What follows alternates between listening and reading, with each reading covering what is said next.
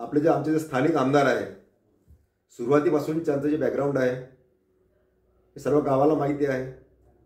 तरी आमच्याच काही बहुजन लोकांनी त्यांना डोक्यावर उचललं आणि आज ती घाण आपल्या पूर्ण विधानसभेमध्ये दिसत आहे. सांगायचा उद्देश एवढाच की काहीही कारण नसताना आज निवडणुकी डोळ्यासमोर ठेवून माझी राजकीय प्रतिमा, माझी सामाजिक प्रतिष्ठा, माझी पारिवारिक प्रतिष्ठा मलिन करण्यासाठी हे सूडबुद्धीचे जे लोक आहेत, दुष्टबुद्धीचे जे लोक आहेत, जे स्वतःला महापेरू म्हणून घेतात, स्वतःला विकासाचा महामेरू म्हणून घेतात, यांनी चेले चपाट्यांनी जिल्ह्याचे जे आपले कर्तव्यदक्ष पालकमंत्री आहेत चंद्रशेखरजी बावनकुळे यांना खोटी माहिती देऊन की साहेब पिंटू देशमुख जर गावामध्ये राहिला तर येणारी नगरपालिकेची निवडणूक प्रभावी होऊ शकते, पिंटू देशमुखची प्रचंड दहशत आहे, असं बावनकुळे साहेबांना खोटं फ्रेडिंग करून पिंटू देशमुख बाहेर आला तर आपल्या बीजेपीला नुकसान होईल म्हणून बावनकुळे साहेबांनी कुठलाही मागचा पुढचा विचार न करता माझ्याविषयी आकाशाच्या भावनेनी अधिकाऱ्यांना ही कारवाई करण्यासाठी सांगितलेलं आहे. माझ्यावर ज्या केसेस आहे, एक माझ्यावर सर्वात पहिली केस आहे, आमचं काटोल नगर आहे. काटोल नगर हे ऐतिहासिक नगर आहे, कोंतलापूर याचं नाव आहे, ऐतिहासिक, ही राजाची नगरी होती. हीच भावना माझ्या मनामध्ये नेहमी चालत होती की एवढं मोठं आपलं गाव, एवढे मोठे आपल्या गावामध्ये नेते होऊन गेले, पण आजपर्यंत आपलं महाराष्ट्राचं आराध्य दैवत राजे छत्रपती यांचा कुठेही पुतळा नाही किंवा यांचं कुठेही नाव नाही. ही गोष्ट शिरून आम्ही 2016 नगरपालिकेच्या कॉम्प्लेक्सला राजे शिवछत्रपती नगर परिषद व्यापार संकुल नाव देण्याचा आम्ही ठराव सर्वांमध्ये पास करून घेतला आणि आमच्या प्रतिष्ठानच्या माध्यमातून आम्ही 1 लाख रुपयाचा बोर्ड आणि 25,000 रुपयाचा ध्वज आम्ही नगरपालिकेला त्यावेळेस गिफ्ट केलं. त्यावेळेस सर्व स्तरातून आमचं स्वागत झालं. लोकांनी सांगितलं का तुम्ही खूप चांगलं काम केलं, महाराजांचं नाव कुठं नव्हतं, महाराजांचं नाव आता याच्यामुळे लागलेलं आहे. पण मागच्या वर्षी याच वर्षी काही बीजेपीचे जे बालिश जे लोक आहेत, ज्यांना फक्त मीडियामध्ये राहायची सवय आहे, त्यांनी त्याच कॉम्प्लेक्सला परत नाव देण्याचा घाट घातला, परत ठराव घेतला. मी त्याला विरोध केला, मी त्याला चॅलेंज केला आणि नगरपालिकेचा जो भ्रष्टाचार आहे, तो भ्रष्टाचार मी बाहेर काढण्याचा प्रयत्न केला. 1 करोड रुपयांचा झाडाचा भ्रष्टाचार. त्यांनी सांगितलं की मी 10,000 झाडं लावले, पण कुठेही त्या झाडांचा उल्लेख नाही आहे असा माझा स्पष्ट आरोप आहे. मी त्यांना म्हटलं की तुम्ही 10,000 झाडं लावले आहे, तुम्ही 10,000 झाडं मला मोजून दाखवा. 1 कडुनिंबाचं झाड आपण जर नर्सरीमध्ये घ्यायला गेलो ते 15 ते 20 रुपयाचं झाड मिळते, पण यांनी तेच झाड एका त्यांच्या ठेकेदाराकडनं 200-250 रुपयाला घेतलेलं आहे. याच्यामध्ये सर्रास जनतेच्या पैशाची लूट आहे. आपण जे टॅक्स पेअर लोक आहोत हे आपल्या पैशाची लूट आहे. यांनी पॅनलवर आपल्या मर्जीतले वकील लोक घेतलेले आहे, अधिवक्ते घेतलेले आहे आणि एका अधिवक्त्याला यांनी 7-7, 8-8, 10-10 लाख रुपयापर्यंत यांनी एका हिअरिंगचं पेमेंट केलेलं आहे. तुम्हाला माहिती असेल, मागच्या उपोषणाच्या वेळी आपण जेव्हा आला होता काटोलला, आमचे एक मित्र दिगंबर डोंगरे जे माजी नगरसेवक आहेत, त्यांनी स्पष्ट सांगितलं होतं की नगरपालिकेचा जो पैसा आहे हे अधिवक्ते लोक उचलतात आणि चरणसिंग ठाकूरच्या घरात ते केसेस लढतात म्हणून. हा दिगंबरजी डोंगरे यांनी केलेला स्पष्ट आरोप होता. ते मला वाटतं तुम्ही लाईव्ह घेतलेला होता त्यावेळेस. हे असे एक ना अनेक असे भ्रष्टाचार आहे यांचे. यांना माहीत होतं की आता पिंटू देशमुख जर नगरपरिषद निवडणुकीमध्ये राहिला तर परत आपला जो भ्रष्टाचार आहे चौराट्यावर येणार आहे. म्हणून यांनी पालकमंत्री साहेबांना माझ्याविषयी खोटी माहिती देऊन मला 2 महिन्यासाठी नागपूर जिल्हाबंदी केलेली आहे. त्यासाठी मी विभागीय आयुक्ताकडे माझं पिटिशन दाखल केलेलं आहे. आता विभागीय आयुक्त जो निर्णय देतील तो मला मान्य आहे. कायद्यावर माझा विश्वास आहे. मी संविधानाला मानणारा माणूस आहे, छत्रपती शिवरायांना मानणारा माणूस आहे. याच्या मागे काय तुम्हाला वाटतं की याच्यामागे कोणाचं षडयंत्र आहे? नाही, मी तर सांगतोय ना, हे जे बीजेपीचे जे बालिश जे लोक आहेत, ज्यांना असं वाटतं की फक्त आम्ही लाईमलाईटमध्ये राहिलो पाहिजे, दुसरा कोणीही माणूस समोर आला नाही पाहिजे. यांचं असं म्हणणं आहे की आम्ही किती जरी चुका केल्या तर त्या चुका आमच्या लोकांपर्यंत आल्या नाही पाहिजे. आता जर तुम्ही एका नगरपालिकेमध्ये 1-1 करोड रुपयाचा झाडाचा भ्रष्टाचार कराल, 1-1, 2-2 करोड रुपयाचा तुम्ही अधिवक्त्याला पेमेंट द्याल, हा पैसा आहे कोणाचा? हा पैसा जनतेचा पैसा आहे ना. जनतेने याचा हिशोब विचारला पाहिजे. पण आपली जनता कशी आहे? आपली जनता मुर्दाळ आहे. जनतेला असं वाटतं का हा साहेब जो करतो बरोबर करते, पण आपल्या वर्षावर यांचे घरं चालतात. तुम्ही एक 10 वर्षाचं आकलन करून घ्या. यांचे जे नगरसेवक राहिलेले जे लोक आहे हे यांनी किती रुपयांचा आपण इथे भ्रष्टाचार केला. हे जे स्थानिक जे आता आमदार आहे यांनी फक्त एककलमी यांचा कार्यक्रम आहे. यांनी जे आमचे अधिकारी जे आहे यांना हाताशी पकडून जेवढ्याही चांगल्या जमिनी आहे गावातल्या लोकेशनच्या त्या सगळ्या याच्यामध्ये टाकल्या. काय म्हणते त्याला आपण रिझर्वेशनमध्ये टाकल्या. सगळे रिझर्वेशनमध्ये टाकल्या. नंतर त्या जमिनीला निरोप पाठवले की आम्ही तुमच्या जमीन रिझर्वेशन काढतो, एवढे पैसे लागतील. लोकांना वाटलं त्याला आपली ग्रीन जमीन आपली येलो होती आहे म्हणून लोकांनी पण त्या करून घेतल्या आणि त्या जमिनीमधून यांनी करोडो रुपयाचं माया यांनी जमवलेली आहे. यांचे जे नातेवाईक आहे, यांचे जे कोणी जे चेले चपाटे आहे, यांच्या नावावर खूप सगळ्या यांनी प्रॉपर्टी एकत्र केलेल्या आहे. खूप सगळ्या याच्यामध्ये यांनी गैरव्यवहार केला आहे. म्हणजे कुठं कुठं जर तुम्ही पाहिलं तर इकडे ग्रीन झोन मध्ये येलो, परत ग्रीन, नंतर येलो. जिथं त्यांना असं वाटलं एक चांडक म्हणून चांडकचं एक लेआउट होतं 22 एकरामध्ये पारडसिंगा रोडला. ती जमीन ग्रीन झोनमध्ये होती. ती येलोमध्ये कन्वर्ट करून दिलं. त्याच्या इकडे सगळ्या जमिनी ग्रीन आहे. ती एकमेव जमीन कशी येलो होऊ शकते? जर व्हायची तर सगळ्या जमीन येलो होतील ना. यांनी या सगळ्या नगरीमध्ये काटोल नगरीमध्ये भ्रष्टाचार चालवलेला आहे. आणि माझं असं स्पष्ट मत आहे की जे आता सरकारमध्ये आहेत ते आणि विरोधक जे आहे यांचं कुठंतरी मिलीभगत आहे. गेल्या 1 वर्षापासून नवीन आमदार आल्यापासून कुठल्याही विरोधी पक्षानं कुठलंही आंदोलन केलं नाही, कुठलंही उपोषण केलेलं नाही.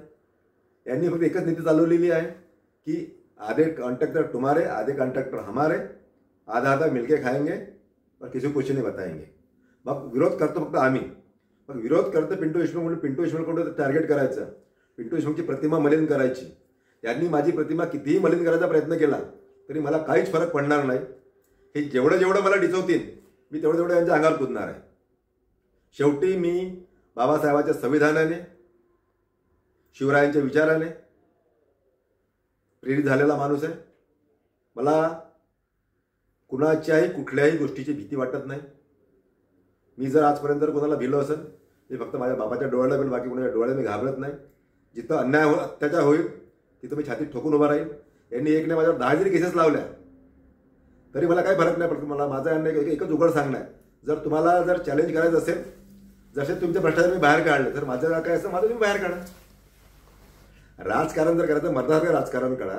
हे बायकांसारख्या बांगड्या घालून पोलीस प्रशासनाला सामोर करून अधिकाऱ्यांवर प्रेशर टाकून जर तुम्ही असे कामं करत असाल त्यानं जनतेमध्ये जो आहे तुमच्याविषयी चुकीचा मेसेज जाईल. लोकांना सगळं समजते. लोकांना सगळं समजायला लागलं आहे. लोक बोलून दाखवत नाही, लोक घाबरतात कारण की त्यांना माहिती आहे तुम्ही कायद्यासोबत काय करणार आहे म्हणून आपल्या चॅनलच्या माध्यमातून हेच सांगणं आहे की राजकारण करायचं मर्दासारखं राजकारण करा. हे बायांसारख्या हातामध्ये बांगड्या घालून कायद्याचं संरक्षण घेऊन पोलीस प्रशासनाला सामोर करून कुठल्या अधिकाऱ्यांना सामोर करून असे जर तुम्ही खोटे जर कोणावर तडीपारीचे ऑर्डर काढत असाल, खोटे तडीपारीचे आदेश पारित करत असाल तर याच्यामध्ये तुमच्यामुळे अधिकारी लोकांमुळे कोणाचं सामाजिक, राजकीय व पारिवारिक जीवन उद्ध्वस्त होऊ शकते. ह्या गोष्टीचं तुम्ही भान ठेवलं पाहिजे. मध्यंतरी काही बातम्या अशा होत्या की चरणजीत सिंग ठाकूर यांच्या भावाचे 2 ठिकाणी मतदारसंघात ते निवडणूक लढतात आणि त्याच्यावरही काही आरोप झाले होते. काय बोलतो? याचं कसं आहे, यांची जर तुम्ही पूर्ण पार्श्वभूमी जर काढली ना, यांची पूर्ण पार्श्वभूमी बोगस आहे. यांची सुरुवात कशी झाली, यांनी काय काय कामं काटोलमध्ये केले हे सगळं माहीत आहे. आता यांची सुरुवात चोऱ्यांपासून आहे. लाकडं चोरा, रेल्वे फोडा, हे लुटा, दारूच्या दुकानातले पैसे, यांची अशी सुरुवात आहे. नंतर 10-20% लोकांना व्याजाने पैसे वाटणे, लोकांच्या जमीन आपल्या नावावर करून घेणे, हे खूप सगळे यांनी अवैध माया यांनी जमवलेली आहे. 30 वर्षामध्ये आज अर्धा काढून जास्त काढून यांचा आहे. आणि ही सगळी जर घाण वाढली असेल काटोलमध्ये त्याला सर्वस्वी जबाबदार माजी गृहमंत्री अनिल बाबू देशमुख असा माझा स्पष्ट आरोप आहे. अनिल बाबू देशमुख यांनी जर याला सुरुवातीलाच जर याला दाबून ठेवलं असतं तर आज एवढे माजले नसते. आज गावामध्ये एवढा हाहाकार माजला नसता. आज प्रत्येक जागेवर यांचं वर्चस्व आहे. ते म्हणते आम्हाला सगळं पाहिजे आणि याला विरोध करणार कोणी नसल्यामुळे याला मी विरोध करतो म्हणून यांनी मला टार्गेट केलंय. स्थानिक स्वराज्य संस्थेच्या निवडणुकीत समोर आहेत. अशात उबाटा गटचेही उमेदवार उभे असतील काटोलमध्ये. कशा पद्धतीने बघत आहे या सगळ्या गोष्टीला, कारण की तुम्ही तडीपारा गेल्या 2 महिन्यापासून जेवढे सगळे न्यूजपेपर आहे आणि सोशल मीडियाचे माध्यम आहे त्याच्यावर अशी एक न्यूज सुरू होती की माझी पत्नी सौभाग्यवती जान्हवी देशमुख ह्या नगराध्यक्षाची निवडणूक लढणार आहे.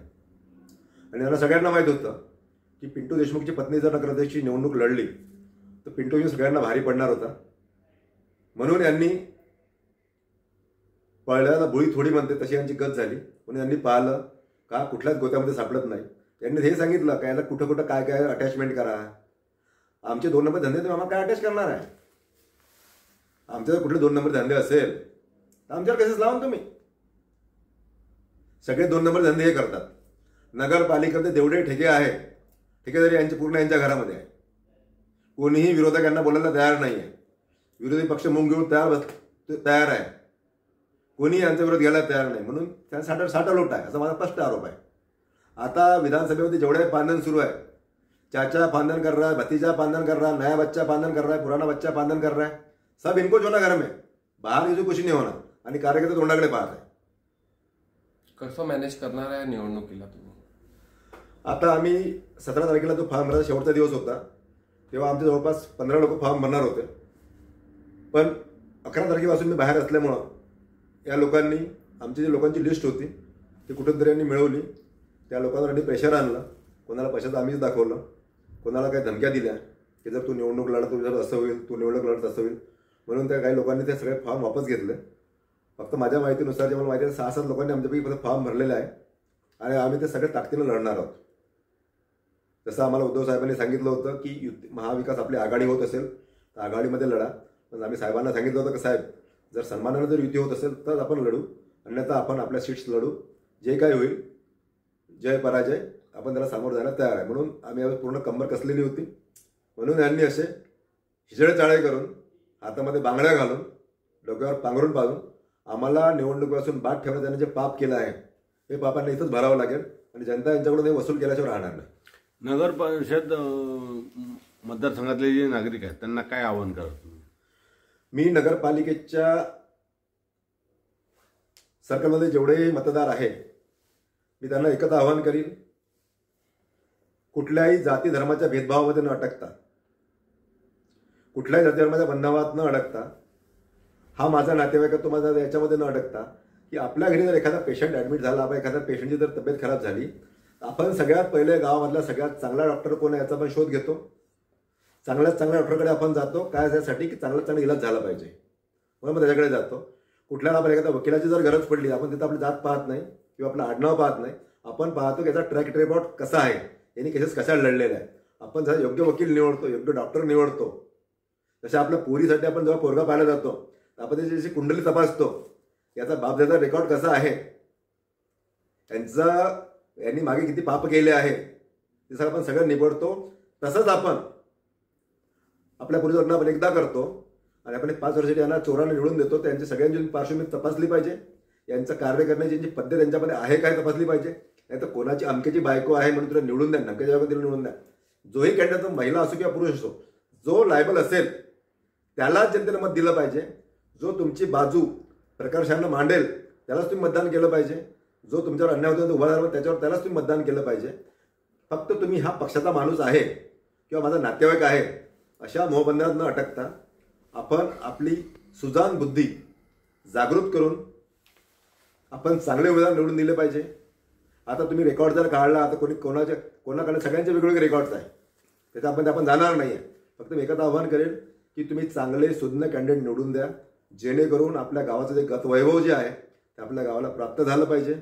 आपण विरोधात जरी बसलो तर आपण सक्षमपणे आपल्या गावाची बाजू नगरपालिकेमध्ये आपण मांडू. जो भ्रष्टाचार आहे त्या भ्रष्टाचाराला आपण आळा घालू. त्याला कुठं आपल्याला ब्रेक करता येईल. आमचा जोही नगरसेवक निवडून येईल आम्ही ठरवलेलं आहे. आमचा जोही नगरसेवक निवडून येईल तो किंवा त्याचा कुठलाही नातेवाईक कॉन्ट्रॅक्टरशिप करणार नाही. जर आमच्या पक्षातली कुठली बाई नगरसेविका आहे तर नगरपालिकेमध्ये तीच जाईल. नाही तर बाई चालली त्यासोबत माणूस चालला ते आम्ही खपून घेणार नाही.